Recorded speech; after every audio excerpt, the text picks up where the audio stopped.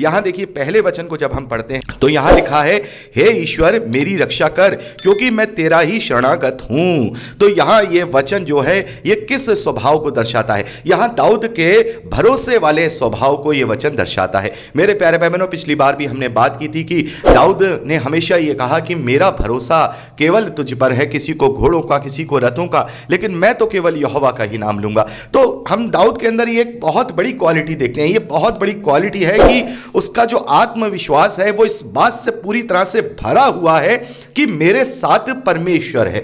मेरे प्यारे भाई बहनों, यदि हमारे अंदर यह आत्मविश्वास पक्का और प्रबल हो गया कि परमेश्वर हमारे साथ है और हमारा जो भरोसा है वो पूर्ण रूप से परमेश्वर के ऊपर हो गया, तो हम किसी भी विपत्ति से, किसी भी परेशानी से हमेशा लड़ सकते हैं, उसे अपने आप से चकनाचूर कर सकते हैं, क्योंकि यह वो शक्ति, वो भरोसा देता है जो दाऊद के पास वो भरोसा था। तो यहां पहला वचन जो है भरोसे वाले स्वभाव को प्रदर्शित करता है कि एक मसीही विश्वासी का पूर्ण रूप से केवल परमेश्वर पर ही भरोसा होना चाहिए। और कई बार ऐसा होता है कि हम चाह करके भी अपने भरोसे को परमेश्वर के अलावा दूसरे व्यक्तियों पर भी करने लगते हैं। तो क्या होता है इससे कि जैसे जब हम किसी मनुष्य के ऊपर भरोसा करते हैं तो परमेश्वर भी कहता है कि भाई इससे मुझसे कोई भरोसा नहीं, मेरे ऊपर इससे भरोसा नहीं है, मनुष्यों की तरफ ताक रहा है, तो फिर परमेश्वर भी उसे छोड़ देता है। तो ऐसा वचन कहता है कि श्रापित है वो पुरुष जो मनुष्यों पर भरोसा रखता है, धन्य है वो पुरुष जो परमेश्वर पर भरोसा रखता है। तो हमारा भरोसा केवल परमेश्वर पर ही होना चाहिए।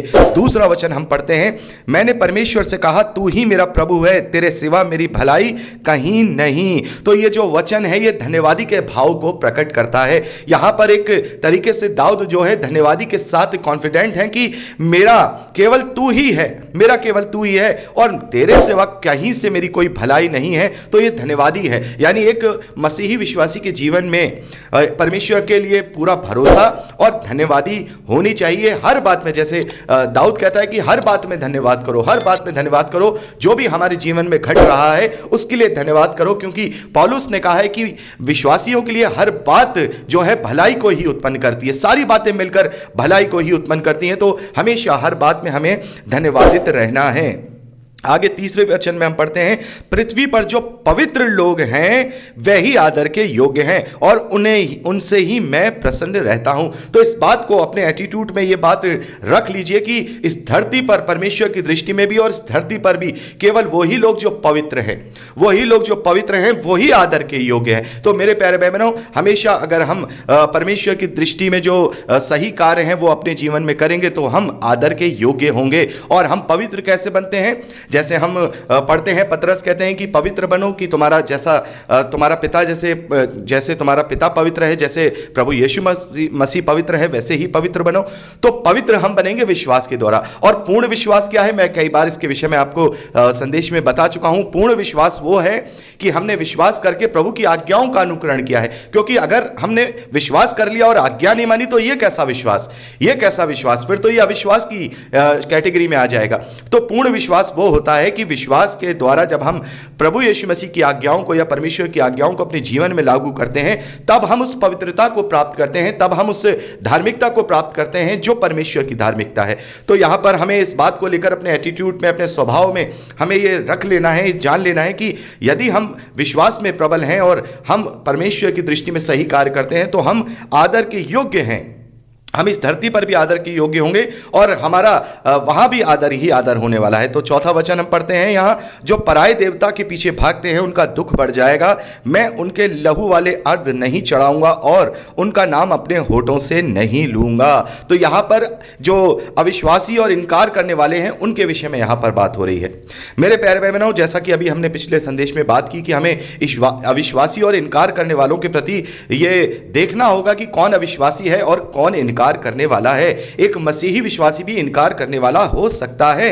एक मसीही विश्वासी वो जो कि परमेश्वर की आज्ञाओं का पालन नहीं कर रहा है तो फिर वो एक तरीके से देखा जाए शैतान की अधीनता में चल रहा है। भले ही वो दूसरे देवी देवताओं का, पराये देवताओं का नाम नहीं ले रहा है, लेकिन काम तो वो वैसे ही कर रहा है, शैतान के सिखाए हुए काम ही तो कर रहा है, तो फिर वो इनकार करने वाला ठहरा है। और हम इस बात को जानते हैं, प्रभु ने साफ तौर पर कह दिया है। यूहन्ना रचित सुसमाचार 3 अध्याय 18वें वचन में हम पढ़ते हैं कि जिसने मेरा इनकार कर दिया, जिसने पुत्र का इनकार कर दिया, वो दोषी ठहराया जा चुका है, परमेश्वर की दृष्टि में दोषी ठहराया जा चुका है। तो हमें अपने स्वभाव को, अपने एटीट्यूड को इस तरीके से देखना है, परखना है कि कहीं हम अपने अविश्वास के कारण, अपने इनकार करने, अपने कामों के द्वारा जो हम इनकार कर रहे हैं, कहीं हम ऐसे तो नहीं हैं। तो यहां पर चौथा वचन अविश्वासी और इनकार करने वालों के लिए जो है अपने भाव को प्रकट करता है। पांचवें वचन और छठे वचन को हम पढ़ते हैं। यहोवा मेरा भाग और मेरे कटोरे का हिस्सा है, मेरे भाग को तू स्थिर रखता है, मेरे लिए माप की डोरी मन भावने स्थान में पड़ी है और मेरा भाग मन भावना है। भाग का मतलब हम इसे सामान्य भाषा में कहें, जो मुझे दिया जाने वाला है, जो इस धरती पर मैं प्राप्त करता हूं।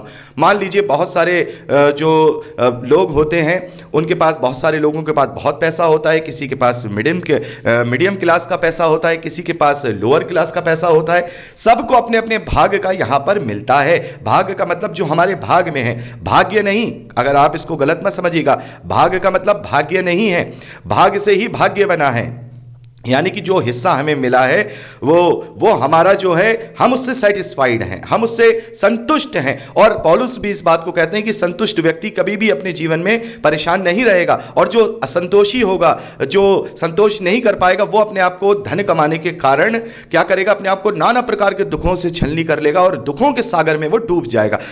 तो यहां ये पांचवा और छठा वचन ये संतोष को, सेटिस्फैक्शन को, उसके भाव को दर्शाता है कि दाऊद कह रहे कि मेरा भाग तो तू है, मेरे हिस्से में जितना है वो बहुत है, मेरे कटोरे का हिस्सा तू स्थिर करता है, तू जानता है मुझे कितनी चीजों की आवश्यकता है, तो उतना ही तू मुझे देता है। मेरे प्यारे बहनों, मेरे जीवन में बहुत ऐसी गवाहियां हैं कि जितनी मुझे जरूरत होती थी उतना ही परमेश्वर मुझे दिया करता था।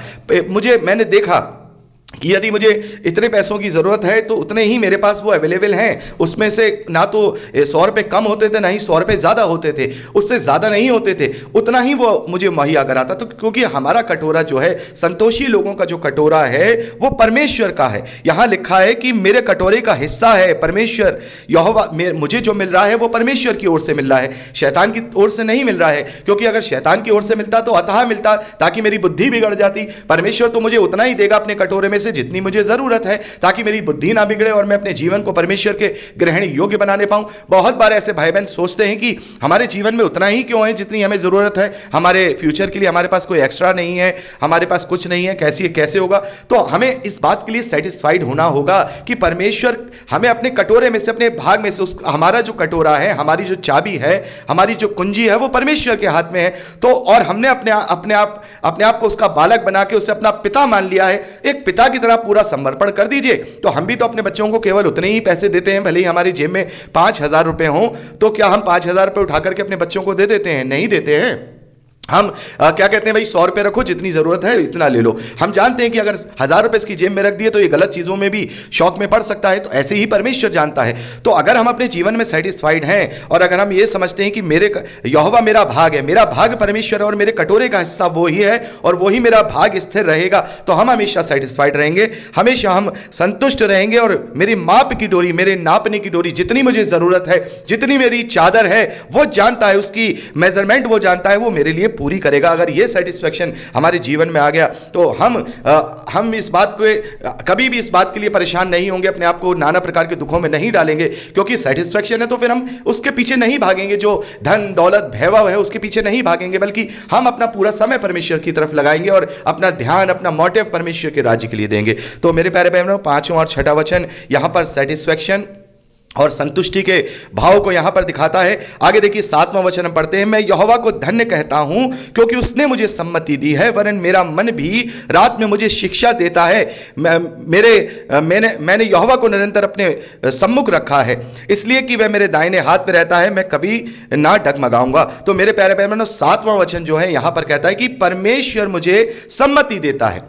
तो ये क्या है? बुद्धि के लिए धन्यवाद है। और कई बार क्या होता है कि हम अपने दुनियावी बुद्धि को जब ग्रहण करते हैं या हम दुनियावी रीति से बुद्धिमान हो जाते हैं तो अपने ऊपर गर्व करने लगते हैं, अपने ऊपर घमंड करने लगते हैं और अपने आप में अभिमानी हो जाते हैं। लेकिन ये अभिमान, ये घमंड हमारा अपने आप का नहीं है, ये बुद्धि देने वाला परमेश्वर है, सम्मति देने वाला परमेश्वर है। तो जब कभी हम किसी बुद्धि को प्राप्त करें, और दुनियावी बुद्धि में तो खैर बहुत बड़ी बात नहीं है, सारे दुनिया के लोग उसे प्राप्त कर सकते हैं। यदि हम परमेश्वर की ज्ञान की बुद्धि में प्रबल हो तो परमेश्वर का धन्यवाद दें, उसको धन्यवाद दें। अपने आप में हम अभिमानी ना हो। मैं देखता हूं बहुत सारे ऐसे प्रभु के दास भी हैं, बहुत सारे ऐसे सेवक भी हैं जो थोड़ा बहुत ज्ञान प्राप्त करने के बाद अभिमानी हो जाते हैं, अभिमानी हो जाते हैं, उनके अंदर गर्व आ जाता है। लेकिन परमेश्वर अभिमानियों का अभिमान चूर चूर करता है, वो उन्हें अपना शत्रु समझता है, वो उनके विरोध में रहता है। तो किसी भी प्रकार का अभिमान क्यों ना हो, चाहे वो दुनियावी बुद्धि का अभिमान हो, चाहे वो संसारिक ज्ञान का बुद्धिमानी का अभिमान हो, चाहे वो वचन के ज्ञान का बुद्धिमानी का ज्ञान अभिमान हो, परमेश्वर उन सभी को अपना विरोधी समझता है और उनसे वो घृणा करता है। और हर एक अभिमानी का वो जो अभिमान है वो चूर चूर करता है। जब तक वो उनका अभिमान चूर चूर नहीं करता, वो चुपचाप नहीं बैठता है। तो मेरे प्यारे भाई बहनों, हर बात के लिए परमेश्वर को धन्यवाद दो। तो 7वां वचन परमेश्वर को धन्यवादी देने के लिए, परमेश्वर को धन्यवादी के भाव को प्रदर्शित करता है कि हर एक बात में यहां दाऊद जो है परमेश्वर को ही अपनी बुद्धि और ज्ञान और सम्मति का स्रोत कह रहे हैं, उसको एक तरीके से धन्यवाद कर रहे हैं। 8वें वचन में अभी हमने पढ़ा कि मैंने यहोवा को निरंतर अपने सम्मुख रखा है, इसलिए कि वह मेरे दाहिने हाथ में रहता है, इसलिए कि वह मेरे दाहिने हाथ में रहता है, मैं कभी ना डरूंगा। यहां दाहिने हाथ में रहता है का मतलब क्या है? दाहिने हाथ में रहता है यानी कि उसके संग रहता है। मेरे प्यारे भाई बहनों, दाहिने हाथ का कई बार मैं आपको बता चुका हूं, दाहिने हाथ का जो मतलब होता है हिब्रू कल्चर में, वो समानता को दर्शाता है। यानी कि मेरे साथ मेरी जो ढाल है, मेरा जो साथ संग देने वाला है, वो दाहिने ओर रहेगा। तो दाहिने ओर रहने वाला व्यक्ति क्या होता है? आपका साथ देने वाला, आपके संग चलने वाला होता है। तो यहां पर देखिए, यहां सहभागिता का भाव यहां पर दाऊद के द्वारा दिखाया जा रहा है कि परमेश्वर की सहभागिता हमारे साथ है। मैं इसीलिए क्या करूंगा, मैं इसीलिए आनंदित हूं और मैंने हमेशा परमेश्वर को अपने सम्मुख रखा है और मैंने हमेशा परमेश्वर को प्रायोरिटी दी है। तो यहां जो 8वां वचन है, ये परमेश्वर की सहभागिता को दर्शाता है। मसीही विश्वासियों को भी अपनी सहभागिता नहीं छोड़नी है, ज्यादा से ज्यादा परमेश्वर के साथ अपनी संगति को रखना है। और परमेश्वर के साथ संगति हम कैसे रख सकते हैं? क्या वचन पढ़ के रख सकते हैं, या प्रार्थनाओं के द्वारा रख सकते हैं, या हम उपवास के द्वारा रख सकते हैं? बिल्कुल, ये तो एक तरीके से सेकेंडरी चीजें हैं, इससे हम अपने मन को साफ करते हैं। लेकिन परमेश्वर से असली संगति रखने का मतलब अपने चाल चलन की चौकसी करना, अपने स्वभाव की चौकसी करना, यह परमेश्वर से संगति रखना होता है। तो यहां पर 8वें वचन तक हमने देखा कि कुछ बातें बताई, कुछ व्यवहार, कुछ स्वभाव यहां पर दाऊद ने अपने भजन में कहे हैं और आत्मविश्वास से अपने आप को बढ़ाया है।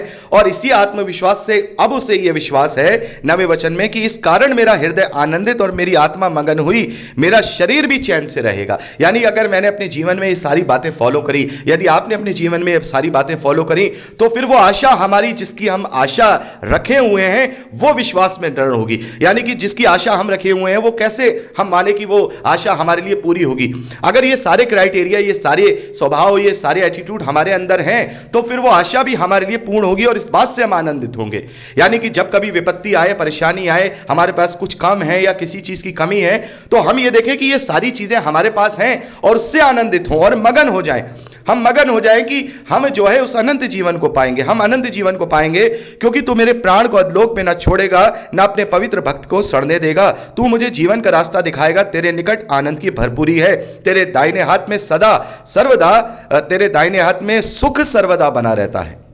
तो मेरे प्यारे भाई बहन, यहां पर हम देखते हैं कि दाऊद जो है मरने के बाद की जो एक तरीके से अधलोक की जो पीड़ा है, उसके विषय में कह रहा है कि मुझे इस बात का विश्वास रहेगा, यदि मैं सारे कार्य करूंगा, कि मैं वहां पर सुरक्षित रहूंगा, वहां मुझे वो दंड नहीं दिया जाएगा। यहां देखिए, यहां दाऊद कह रहे हैं कि तू मेरे प्राण को अधलोक में ना छोड़ेगा, ना अपने पवित्र भक्त को सड़ने देगा। तो मेरे प्यारे भाई बहनों, ये भजन जो है दाऊद एक बार को अनंत जीवन के विषय में, या फिर हम कहें मरने के बाद के जीवन के विषय में बोल रहे हैं। लेकिन ये जो असलियत में पवित्र आत्मा ने जो दाऊद को ये आत्मा में होकर कहलवाया है, ये प्रभु यीशु मसीह के लिए कहलवाया है। क्योंकि दाऊद जब मरा है तो वो कब्र में रखा गया, उसका शरीर सड़ा है। जितने भी लोग हैं सबका शरीर सड़ेगा, लेकिन कौन इकलौता ऐसा है जो सड़ने नहीं पाया? वो है प्रभु यीशु मसीह, और वो तीसरे दिन मुर्दों में से जी उठा है।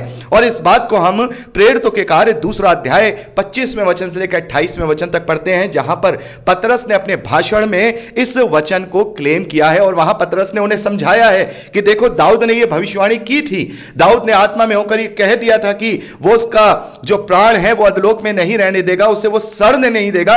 और तुम्हारा कुलपति तुम्हारा पिता जो है दाऊद, तो कब का सड़ चुका है। तो दाऊद ने यह प्रभु यीशु मसीह के लिए कहा था। तो मेरे प्यारे भाई बहनों, यहां पर इस प्रकार से हम 16वें अध्याय का अध्ययन कंप्लीट करते हैं, जो कि कॉन्फिडेंस के जो सैम्स हैं उसकी कैटेगरी में आता है। 17वें अध्याय से आगे का अध्ययन अगली रिकॉर्डिंग में करेंगे। प्रभु आपको आशीष दे।